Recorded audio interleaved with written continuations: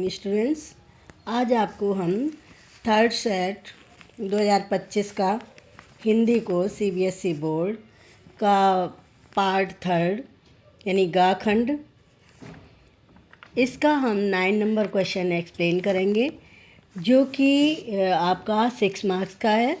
इसमें 2 क्वेश्चंस करनी है 60 वर्ड्स में। क्वेश्चन ये है, निम्नलिखित प्रश्नों को ध्यानपूर्वक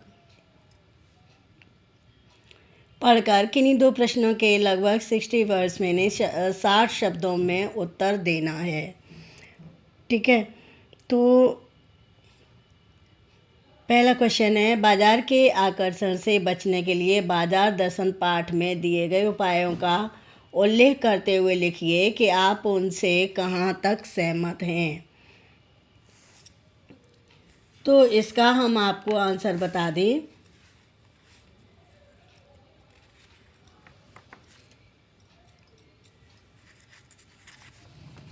इसका आंसर है, हम आपको 3 पॉइंट्स बताएंगे।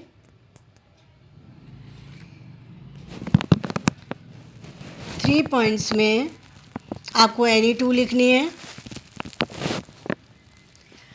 तो फर्स्ट पॉइंट है इसमें, खाली अथवा बंद मन से बाजार न जाना।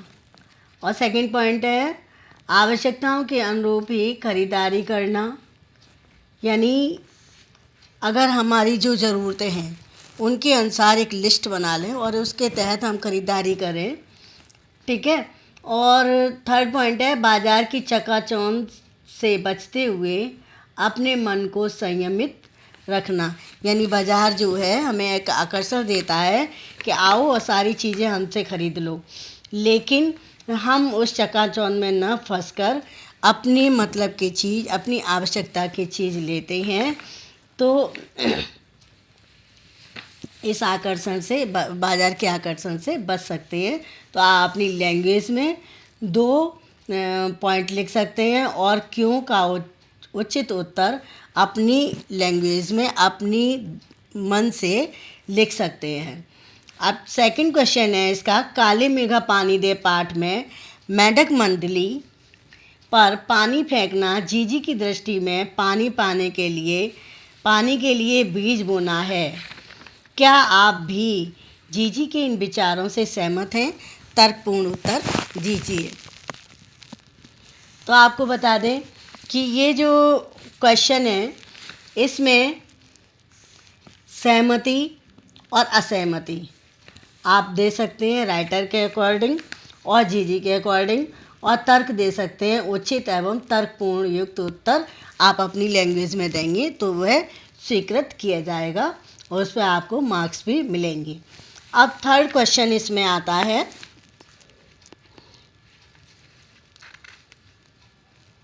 यानी हम आपको बता दें यहाँ पे जो राइटर है इन चीज़ों में विश्वास नहीं करता है और जो जीजी है वो इन चीज़ों पर विश्वास करती है। उसका कहना है कि हम अगर दान देंगे, ऋषि मुनियों की कथन है ये कि अगर हम दान देंगे तो हमें चौगुना होकर निकलेगा, चौगुना होकर मिलेगा। जैसे कि गेहूँ अगर हम बोते हैं तो उसके लिए कुछ बीज रूप में हमें पहले बोना पड़ता है, उसके बाद हमें उसका 40 गुना तक अन्न प्राप्त होता है। बिल्कुल वैसे ही हम अगर पानी देंगे तो हमें बारिश के रूप में बहुत सारा पानी मिलेगा। तो काले मेघा पानी दे के पाठ में मेढक मंडली पर पानी फेंकना जीजी की दृष्टि में पानी के लिए एक बीज बोना है। लेकिन इसमें राइटर इससे सहमत नहीं है। ये दोनों के तर्क देते हुए आप इसका आंसर बहुत अच्छे से लिख सकते हैं। अब इसमें हम आपको बता दें थर्ड क्वेश्चन क्या है। थर्ड क्वेश्चन है, पहलवान की ढोलक पाठ व्यक्तिगत सत्ता परिवर्तन का नहीं बल्कि एकदम नई व्यवस्था के आरोपित हो जाने का प्रतीक है, सिद्ध कीजिए। तो आपको बता दें इसमें हम कुछ पॉइंट अपनी तरफ से दे रहे हैं, लेकिन आपको अपने चैप्टर के अकॉर्डिंग अपनी लैंग्वेज में ये आंसर लिखना है। तो हम आपको बता दें कि फर्स्ट जो है, नई व्यवस्था के कारण राज्य से निष्कासित होने पर लुट्टन पहलवान और अपने पुत्रों का भुखमरी की स्थिति में आ जाने की कथा है ये। सेकंड, वैश्वीकरण और पाश्चात्य संस्कृति के अंधा अनुकरण के से लोगों के मूल्य और जीवन शैली में बदलाव है। यानी यहाँ पर नए राजा के आ जाने से वह पाश्चात्य संस्कृति को अपनाता है, और जो हमारी धरोहर थी, जो पुरानी शैली थी, जो राजा के ज़माने से चली आ रही थी, तो उसको वह वहाँ से हटा देता है। तो यहाँ पर क्या हो गया, यहाँ पे वैश्वीकरण और पाश्चात्य संस्कृति का अंधा अनुकरण हो गया, और लोगों के मूल्य और जीवन शैली में भी बदलाव हो गया। यानी जो उसकी पहलवानी थी वो किस में बदल गई, घुड़सवारी में बदल गई। तो ये पाश्चात्य संस्कृति का उन्होंने अंधा अनुकरण कर लिया, जिससे कि लोगों के मूल्य और जीवन शैली में भी बदलाव हो गया। अब आपको थर्ड पॉइंट बताते हैं, आधुनिकीकरण। यानी जो पुरानी पाश्चात्य सभ्यता थी, पुरानी सभ्यता थी, उसको छोड़कर यहाँ पर एक आधुनिकीकरण किया गया। औद्योगिकरण, यानी घोड़ों की रेस से उन्हें आमदनी होती थी, इसे औद्योगिकरण का रूप दे दिया। और तकनीकी विकास के कारण मनोरंजन के विविध साधनों की उपलब्धता हो गई। तो यहाँ पर उचित और तर्कपूर्ण युक्त स्वीकार किया जाएगा। आप अपनी लैंग्वेज में चैप्टर के अकॉर्डिंग लिखेंगे, ठीक है। अब आपका आ गया 10 नंबर क्वेश्चन। 10 नंबर क्वेश्चन जो है वो आपको बता दें कि इसमें एक गद्यांश दिया हुआ है। गद्यांश ये है, क्वेश्चन ये है, निम्नलिखित पठित गद्यांश पर आधारित दिए गए प्रश्नों के सर्वाधिक उपयुक्त उत्तर वाले विकल्पों को चुनकर लिखिए। ये 5 मार्क्स का है। तो आपको बता दें, थोड़ा सा हम इसे रीड कर देते हैं कि भक्तिन की कंजूसी के प्राण पूंजीभूत होते होते पर्वताकार बन चुके थे, परंतु इस उदारता के डायनामाइट ने क्षण भर में उन्हें उड़ा दिया। इतने थोड़े रुपए का कोई महत्व नहीं, परंतु रुपए के प्रति भक्तिन का अनुराग इतना प्रख्यात हो चुका है कि मेरे लिए उसका परित्याग मेरे महत्व की सीमा तक पहुंचा देता है। भक्तिन और मेरे बीच में सेवक स्वामी का संबंध है, यह कहना कठिन है, क्योंकि ऐसा कोई स्वामी नहीं हो सकता जो इच्छा होने पर भी सेवक को अपनी सेवा से हटा ना सके, और ऐसा कोई सेवक भी नहीं सुना गया जो स्वामी के चले जाने का आदेश पाकर अवज्ञा से हंस दे। भक्तिन को नौकर कहना उतना ही असंगत है जितना अपने घर में बारी बारी से आने वाले अंधेरे उजाले और आंगन में फूलने वाले गुलाब और आम को सेवक मानना। अब वहाँ पर क्वेश्चन फर्स्ट ये होता है कि भक्तिन की कंजूसी के प्राण पूंजीभूत होते होते पर्वताकार बन चुके थे। पंक्ति का आशय लिखिए। तो आपको बता दें, पंक्ति का आशय है क्या है, इसमें 4 ऑप्शंस दिए हैं। फर्स्ट है, पैसों के प्रति भक्तिन का प्रेम पर्वतों का रूप ले चुका था। सेकंड, पैसों के प्रति भक्तिन के प्रेम की गाथा दूर दूर तक फैल चुकी थी। और थर्ड इसमें ऑप्शन दिया है, भक्तिन एक एक पैसा कंजूसी से खर्च करती थी। और फोर्थ ऑप्शन इसमें दिया गया है, एक एक पैसा जमा करके भक्तिन ने मोटी पूंजी बना ली थी। तो आपको बता दें इसमें करेक्ट आंसर क्या है, पैसों के प्रति भक्तिन के प्रेम की गाथा दूर दूर तक फैल चुकी थी। यानी बी नंबर जो ऑप्शन है वो करेक्ट आंसर है। अब आपको बता दें इसमें सेकंड क्वेश्चन क्या है। सेकंड क्वेश्चन है, भक्तिन की किस उदारता के डायनामाइट ने महादेवी जी को आश्चर्यचकित कर दिया। तो ऑप्शन इसमें 4 दिए गए हैं। फर्स्ट नंबर है, गांव में महादेवी जी के रहने का प्रबंध अपनी पूंजी से करने। बी नंबर है, महादेवी जी को शहर से गांव ले जाने और रखने के प्रबंध ने। और सी नंबर है, अपने घर में महादेवी जी की सभी सुविधाओं का प्रबंध करने। और डी नंबर है, युद्ध की पृष्ठभूमि में महादेवी जी की सुरक्षा की चिंता करने। तो इसमें 4 ऑप्शंस दिए हैं। करेक्ट आंसर हम आपको बता दें ए है, जो कि गांव में महादेवी जी के रहने का प्रबंध अपनी पूंजी से करने। तो ये करेक्ट आंसर है। अब आपको थर्ड क्वेश्चन बता दें, भक्तिन को नौकर कहना क्यों असंगत था। तो आपको बता दें कि इसके 4 ऑप्शंस। फर्स्ट है, उसका अपना स्वतंत्र अस्तित्व था।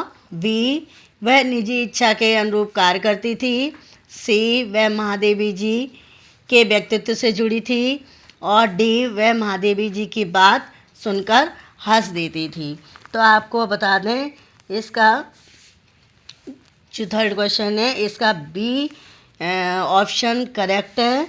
वह निजी इच्छा के अनुरूप कार्य करती थी।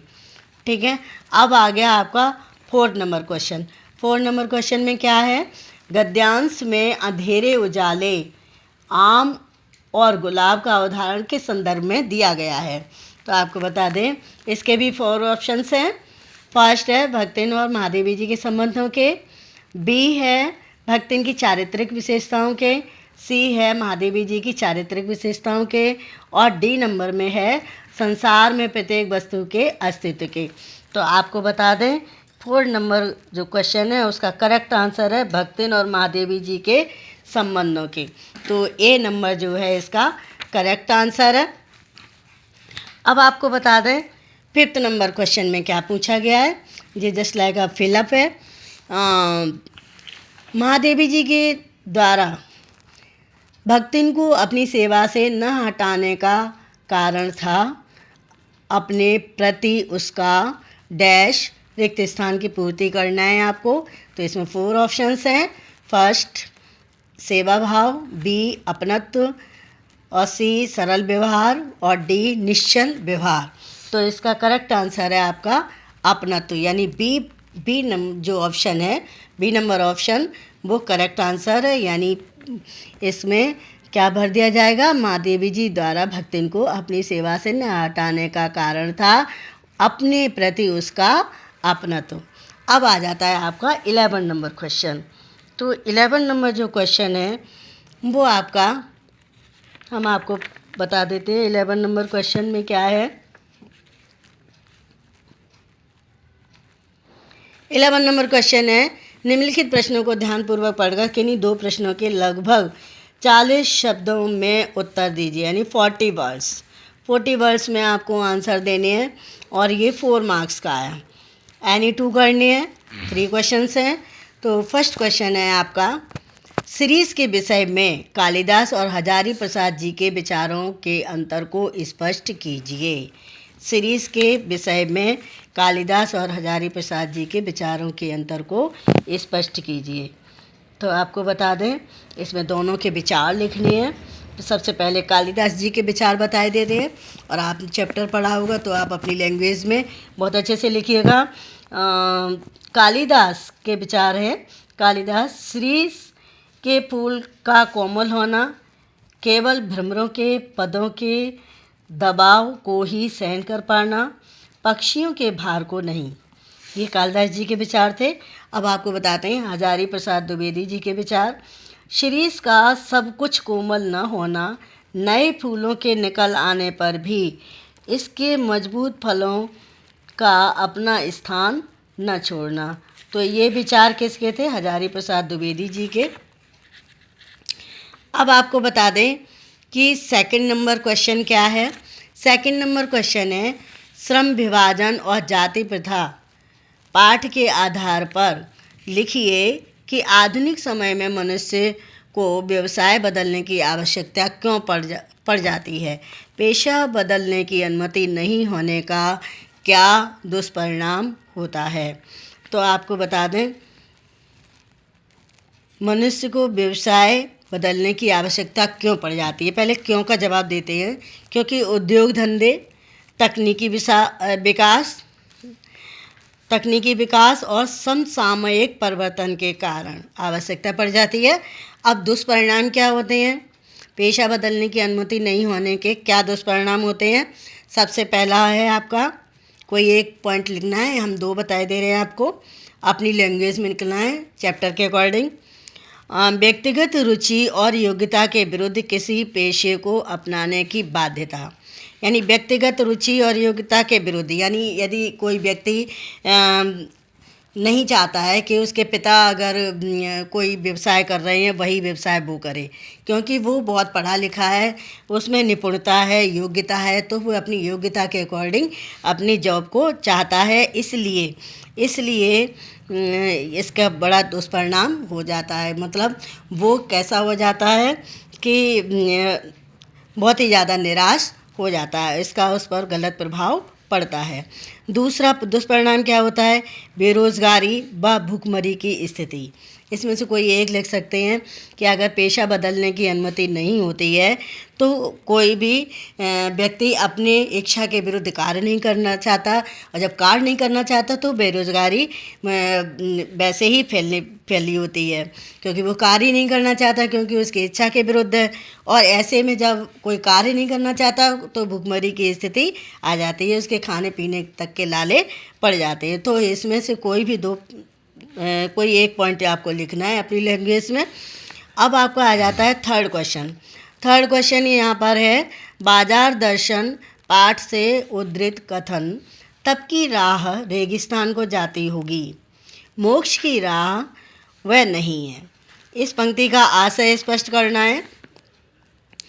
तो आपको बता दें कि ये चैप्टर अगर आपने अच्छे से रीड करा होगा तो ये इसकी आंसर अपनी लैंग्वेज में आप लिखेंगे, बट हम फिर भी 3 पॉइंट्स बताएंगे, इनमें से एनी 2 पॉइंट्स अपनी लैंग्वेज में आपको लिखने हैं। फर्स्ट पॉइंट है, बाजार के संदर्भ में तप का नकारात्मक अर्थ यानी मन को मारना। और सेकंड है, मन को मारकर बाजार के जादुई आकर्षण से बचना संभव नहीं है। ठीक है। और थर्ड पॉइंट है, मन को संयम में रखकर ही बाजार के आकर्षण से बचाव संभव है। इसमें कई उदाहरण दिए गए हैं।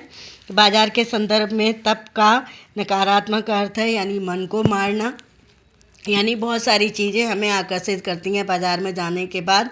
तो जब हमारी जेब में पैसे होते हैं तो हम मन नहीं मारते हैं और चीज़ें खरीद लेते हैं तो हम पर नकारात्मक प्रभाव पड़ता है।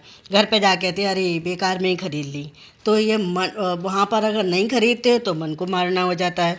मन को मारकर बाजार के जादुई आकर्षण से बचना असंभव नहीं है। अगर जेब में पैसे हैं तो मन को मारकर बाजार के आकर्षण से नहीं बचा सकता, हम वो चीज़ बरबस ही खरीद लेते हैं।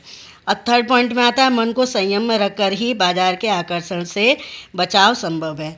जैसे यहाँ पर जो चूरन बेचने वाला का उदाहरण दें, वो अपनी एक लिस्ट ले जाते हैं और वहाँ पर जो उन्हें ज़रूरत है वही चीज़ खरीदते हैं और वापस आ जाते हैं। तो इस तरीके से वो मन को संयम रख करके बाजार के आकर्षण से बचाव संभव कर लेते हैं। तो ये इनमें से कोई 2 पॉइंट अपनी लैंग्वेज में चैप्टर के अकॉर्डिंग आपको लिखना है। अब आपका आ जाती है, हो गया 11 नंबर क्वेश्चन क्लियर। अब आपका आ जाता है 12 नंबर क्वेश्चन। 12 नंबर क्वेश्चन में आपको निम्नलिखित प्रश्नों को ध्यानपूर्वक पढ़कर किन्हीं 2 प्रश्नों के लगभग 100 वर्ड्स यानी 100 शब्दों में उत्तर देने हैं और ये 10 मार्क्स का है। एनी 2 क्वेश्चंस आपको करने हैं। फर्स्ट क्वेश्चन है, यह काम मैं अपने पैसे से करने को कह रहा हूँ, आपके पैसे से नहीं, जो आप नुक्ताचीनी करें। सिल्वर वेडिंग कहानी से उद्धृत इस कथन के संदर्भ में भूषण के चरित्र की समीक्षा कीजिए। यहाँ पर भूषण के चरित्र को आपको एक्सप्लेन करना है। तो आपको बता दें, भूषण यशोधर बाबू का बेटा है और वो अच्छी नौकरी पर लग गया है। यशोधर बाबू को भी ये बड़ा ख़राब लगता है कि हम तो इतनी उम्र के बाद इतने पैसे कमाते हैं, ये अभी से इतने पैसे कमाने लगा, ज़रूर कोई झोल है इसमें। तो आपको बता दें, जो भूषण के चरित्र की विशेषता में हम कई पॉइंट्स देंगे, आपको एनी 5 लिखने हैं और अपनी लैंग्वेज में लिखने हैं चैप्टर के अकॉर्डिंग। तो भौतिकवादी सोच से प्रभावित व्यक्ति है भूषण। एकाधिकार की चाहत है, यानी कोई चीज़ अगर बोल ले आता है तो घर में कह देता है मेरी कोई चीज़ ना छुए। तो एकाधिकार की चाहत है। दिखावे की प्रवृत्ति है। जब सिल्वर बैटिंग की 25वीं साल अपने पापा की मनाता है, सिल्वर बैटिंग मनाता है, तो उसे बहुत दिखावे की चाहत है। बड़े बड़े ऑफिसर्स आते हैं, खूब सजावट करता है, लेकिन उसके पिता इसके विरुद्ध रहते हैं। अब अवसरवादी और स्वार्थी भी है वो।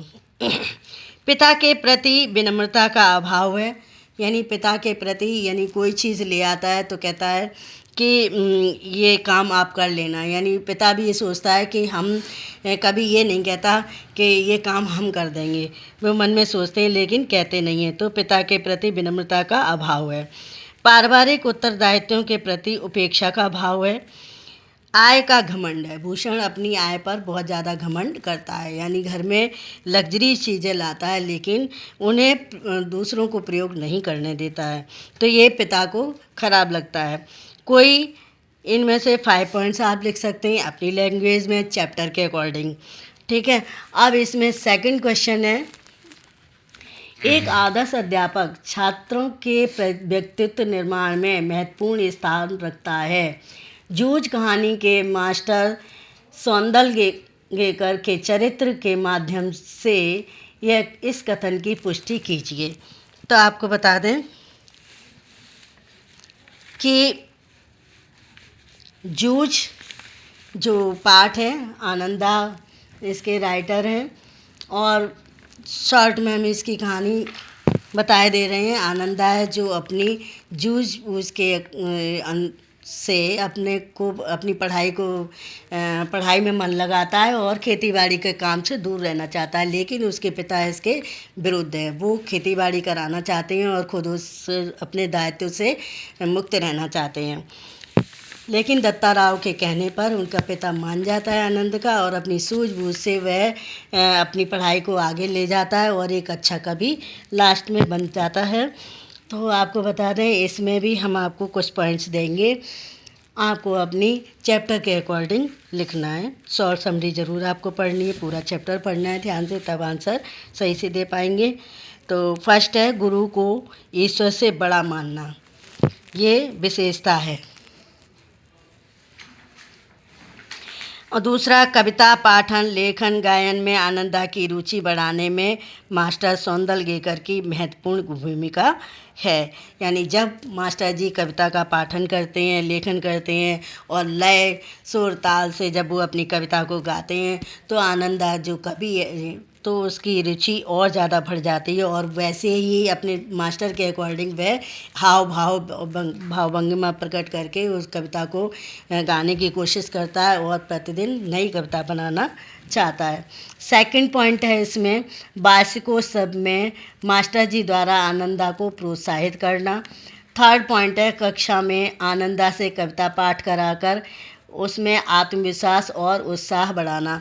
यानी जब भी वो आनंदा नई कविता बनाता है तो मास्टर जी को ज़रूर सुनाता है, तो उसके आत्मविश्वास को बढ़ाने के लिए मास्टर जी कक्षा में आनंदा से कविता पाठ करा देते हैं और उसे आत्मविश्वास और उत्साह को उसको बढ़ा देते हैं। अब नेक्स्ट पॉइंट है कविता लेखन में सुधार और कविताओं की पुस्तकें प्रदान कर आनंदा के कवि बनने में महत्वपूर्ण योगदान देना। तो जब कोई कविता लिखता है तो उसकी कविता में जो कमियां होती हैं वो सौंदलगेकर दूर कर देते हैं और कविताओं की पुस्तकें उन्हें देते हैं जिससे कि वो और अच्छी कविता करने लगे और उसे आनंदा को कवि बनने में महत्वपूर्ण योगदान देते हैं। तो ये चैप्टर अगर रीड करेंगे तो अपनी लैंग्वेज में ये बहुत अच्छा सा आंसर आप दे सकते हैं। अब नेक्स्ट क्वेश्चन है मोहनजोदड़ो नगर योजना की अनूठी मिसाल है, उदाहरण सहित इस कथन की पुष्टि कीजिए।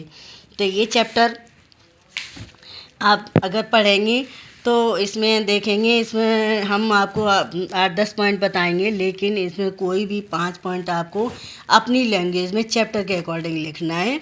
तो फर्स्ट पॉइंट है नगर योजना सुव्यवस्थित और वैज्ञानिक रूप से विकसित थी। यानी उस ज़माने में भी मोहनजोदड़ो नगर योजना बहुत ही अनूठी थी, उन्नत सुनियोजित अद्वितीय वास्तुकला का उदाहरण थी, आज की सेक्टर मार्का कॉलोनियों से बेहतर थी।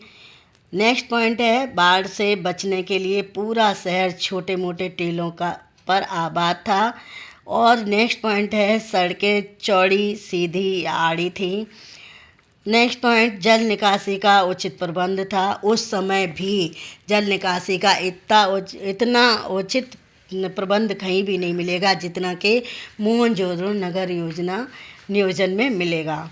तो जल निकासी का उचित प्रबंध था, नालियाँ पक्की और ढकी हुई थी, और नेक्स्ट पॉइंट है घर, सार्वजनिक स्थल, कुंड एवं कुओं की बनावट बहुत अच्छी थी। तो इस तरीके से हम कह सकते हैं मोहनजोदड़ो नगर नियोजन की अनूठी मिसाल है। ठीक है, ये पूरा पेपर क्लियर हो चुका है, थर्ड पार्ट भी क्लियर हो चुका है। अब नेक्स्ट ईयर का यानी बिफोर ईयर का 2024 का पेपर, सैम्पल पेपर हम फिर से नेक्स्ट वीडियो में देंगे। Okay, thank you.